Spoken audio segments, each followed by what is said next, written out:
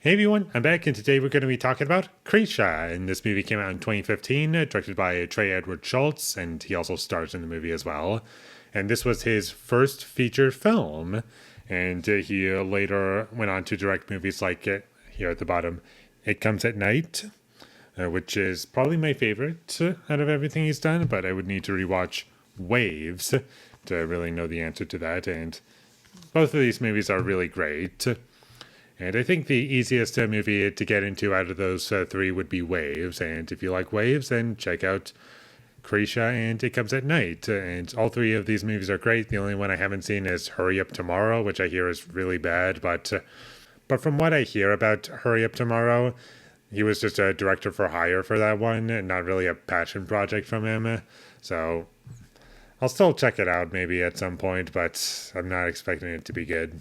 But Krisha, I was actually surprised with how good it was and how much I was engaged with it. And just like all three of these movies, they're all A24 films. They usually distribute films that I find to be unique or interesting at the very least. And it was fun to see all of his trademarks and things that he does in this movie. Although it's not done so in a way where it's like super purposeful, like in his later films, you can still tell that it's a movie from him. Most notably, what I notice most about his movies is that he likes playing around with the aspect ratio. That makes his movie stand out to me. Not saying that's the only thing he does visually. Like, the movie does look great. It's very well shot throughout, and I was actually surprised with how good these long takes were. Like, there's seriously a shot towards the beginning where it goes on for like 5 to 10 minutes, it feels like, and it definitely helps a lot with pacing and also just establishing everything you need to know about what's going on. And not everything is revealed, and it's only subtle hints as to why things are the way that they are. And the actual answers are at the end of the film.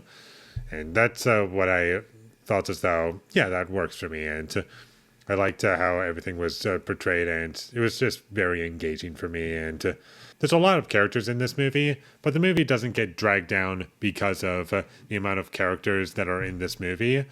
They're all here, and they each serve a purpose. Like, some have more screen time than others, and some don't even matter, really. They're just there to make it feel as though, yeah, this is a family. And for that purpose, it works. The only ones that really stand out are the ones that have the most screen time. And they're important characters, and they do add a lot to the story. And I was thoroughly entertained and engaged with this movie, despite basically nothing happening. Like, the only thing that happens in this movie is just dialogue, and that's about it. In terms of action, like, very little happens, and it's satisfying when it does happen. And I do feel as though the buildup is there. And if I'm going to criticize anything about this movie, there are some scenes and characters I just wish weren't so transparent. I just felt as though that could have been handled a bit better, and not really a strike against this movie, but it's not really one of those movies where it made me think about just something that I hadn't thought of before.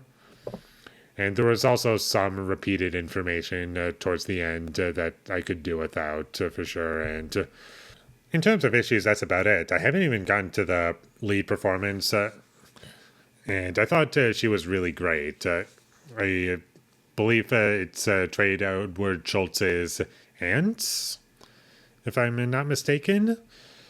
She does a great job. She carries me through this entire film, and I was thoroughly entertained and wanted to see where she was going, and it's pretty much all told from her perspective, and the movie takes place over the course of one day. I don't feel as though anything that I've said is a spoiler. And I did like how this movie kind of captured how chaotic Thanksgiving dinner can be. Just getting everything prepared over the course of just one day. I found that to be well presented and entertaining for me, at least. And there's lots of things that I do appreciate and am able to pick up on it, even if I don't know the full package in terms of the story and context that what these characters have experienced. I do feel as though what the movie is hinting at does give you enough to where if you were to rewatch it and know what our main character is like, given all that additional context, I feel as though it'll make the movie a bit better for you. So definitely check this movie out. I thought it was a really great first feature film. Really enjoyed it. Highly recommend.